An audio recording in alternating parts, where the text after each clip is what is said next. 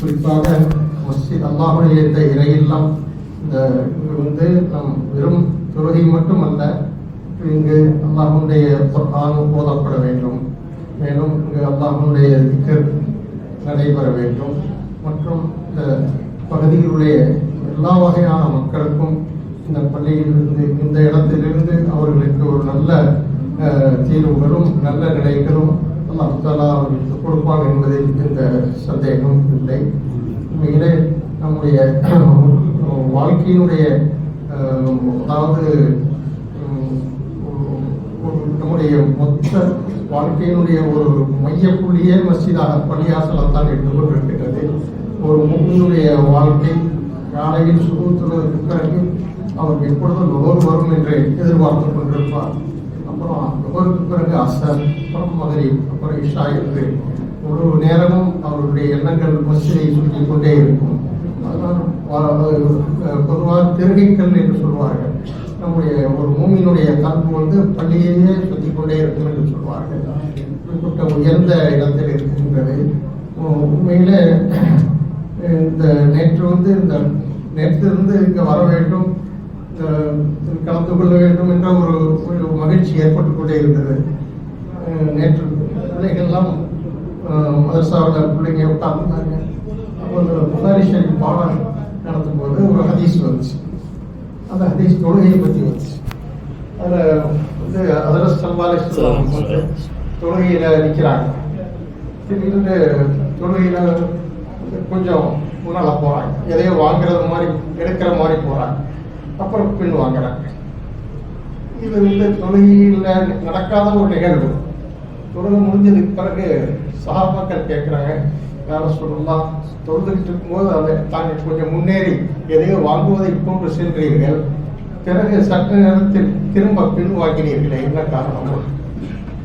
சொன்னாங்க, எனக்கு சொர்க்கத்தையும் நரகத்தையும் காட்டப்பட்டது, எனக்கு முன்னால் காட்டப்பட்டது. அதில் சொர்க்கத்தை பார்த்தோன்னே அதில் நிறைய பழக்குடைகள் இருந்தது. அப்போ அதில் ஒரு கொடையை எடுத்துடலாமான்ட்டு கொஞ்சம் முயற்சி செஞ்சேன். அப்படி நான் எடுத்திருந்தா நீங்கள் கியாமத்து இந்த உலகம் முடிவு நாள் வரைக்கும் அதை சாப்பிட்டு, ஏன்னா சொர்க்கத்தினுடைய இதுக்கு அழிவு கிடையாது, இந்த உலகத்துக்கு தான் அழிவு.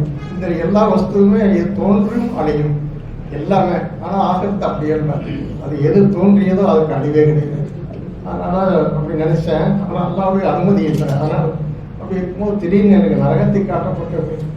காட்டினோன்னு நான் பின் வாங்கிட்டேன். அப்போ சரதாரசன் சொல்கிறாங்க, இந்த நரகத்தை காட்டப்பட்டோன்னா ரப்பே, நானும் இந்த நரகத்தில் உள்ளவனா ஆயிடுவானா அப்படின்னு கேட்குறேன். இந்த நரகத்தை சேர்ந்தவனாக நானும் ஆயிடுவேன் நான் அப்படின்னு சொல்லணும். அதுக்கப்புறம் அல்லாவுடைய புறத்திலிருந்து அப்படி அல்ல என்ற ஒரு நிலை ஏற்படுகிறாங்க. இந்த ஹதீஸை நடத்திட்டு நேற்று இரவு படத்துக்கு போய் இதே சிந்தனை சரதாரசன் இந்த ஹதீஸை எதுக்கு சொன்னாங்க, சரதாரசன் ஏன் சொன்னாங்க அப்படின்னு வச்சுக்கிட்டே அப்போ மனசில் வந்த கருத்து அதை உங்கள்கிட்ட சொல்லிடுறேன். என்ன வந்துச்சுன்னு சொன்னால், அந்த சொர்க்கம் கிடைப்பதும் இந்த தொழுகையினால், நரகத்தை விட்டு தப்பிப்பதும் பாதுகாப்பதும் இந்த தொழுகை. இந்த கருத்திய மனசில் வந்துச்சு, உங்கள்கிட்ட சொல்லியிருக்கேன். அதனால் அதை கவனமாக வைத்துக்கொண்டு, இது அல்லாஹ்வுக்காக கட்டப்பட்ட பள்ளி, இதை நாம் ரொம்ப பாதுகாக்க வேண்டும். இது உண்மையிலே நாம் தொழுகைங்கிறது சாதாரண விஷயம் இல்லை. மரணத்துடைய நேரம் நெருங்கி விட்டது. அப்பொழுது கூட ஹஜ்ரத் இப்னு அப்பாஸ், ஹஜ்ரத் அலி எல்லாம் அவனுடைய 2 பேருடைய உள்ள கையை வச்சு பள்ளிக்கு அவர்கள் கொண்டு செல்லப்பட்டது.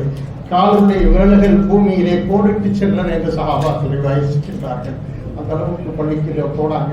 அந்த மாதிரி ஒரு கடைசி நேரம் கூட பள்ளியை தான் தொழுகையை ரொம்ப முக்கியமாக கருதுனாங்க. ஒத்துடைய நேரத்திலும் தொழுகை என்ற வார்த்தை சொல்லிக் கொண்டே இருந்தார்கள்.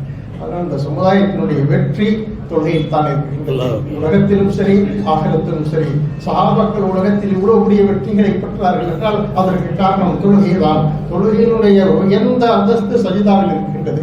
சஜிதாவில் போய் அல்லாஹ்விடத்திலே கேட்கும் பொழுது அல்லாஹ் அதை மறப்பது கிடையாது. ஆனால் அல்லாஹ் தஆலா அந்த பெரிய பாக்கியத்தை தொழுகையில் வைத்திருக்கின்றான். அதை நாம் விடாமல் செய்து வர வேண்டும். வெற்றி நம்முடைய கால்களை முத்தமிடும் என்பதில் எந்த சந்தேகமில்லை. அல்லாஹ் தஆலா நம்முடைய இருக்கிறான். சிவானாக அல்லாஹ் தஆலா பெரிய தவத்தை செய்வானாக.